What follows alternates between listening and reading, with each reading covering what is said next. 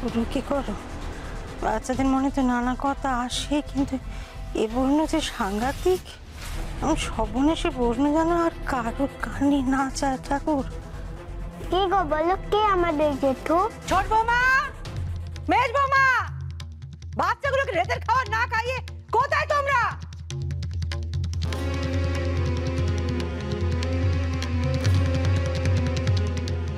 দাদু ভাই দিদি ভাইকে খিদের সময় এই মেয়ে ভালোবেসে খাইয়েছে বলে কিছু বলতে পারছি না।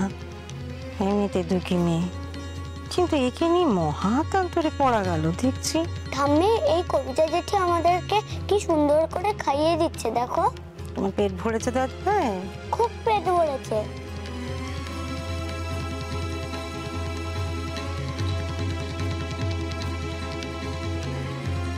আম্মা, আমার খাওয়া হয়ে গেছে। আরে তুই 1 মিনিট অপেক্ষা করতে পারিস না? রাত 9টা বাজলো কি না বাজলো অমনি খাবার টেবিলে এসে বসতে হবে নাকি? ঘড়িতে 10টা বাজে ছোট বৌমা। তোমার বাচ্চার দিকে খেয়াল না থাকলেও বাচ্চার পেট তো সে কথা শুনবে না। কাজ নেই কম্ম নেই, যেই পড়াশোনা হয়ে গেল অমনি খাওয়া আর ঘুম। নাও খেয়ে উদ্ধার করেছে আমাকে। কে না কে আমার ছেলেকে খাওয়াবে, তার জন্য আমার কথা শুনতে হবে। আপনি আমার ডাকছিলেন? আমার ডাক তোমার কানে গেছে মেজ বৌমা? আমি উদ্ধার হয়ে গেছি মা আমার। তুমি কি করছিলে মহারানী হয়ে ওপরে, কি করছিলে? হ্যাঁ, সারাদিন এরকম তার ঘরে আড়ি পেতে যা শুনোছো স্বামীর কানে ঢালছিলে।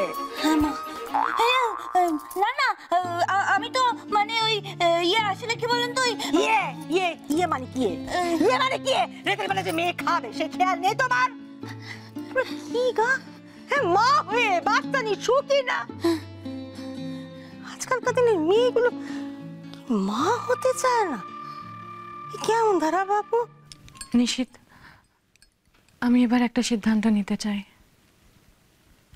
আমি মা হতে চাই।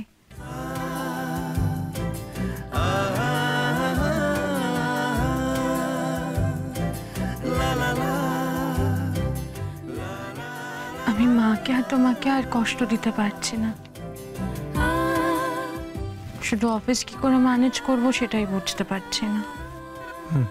দেখো, সূর্যবাবু তো আছেন, বেশ ভালো মানুষ,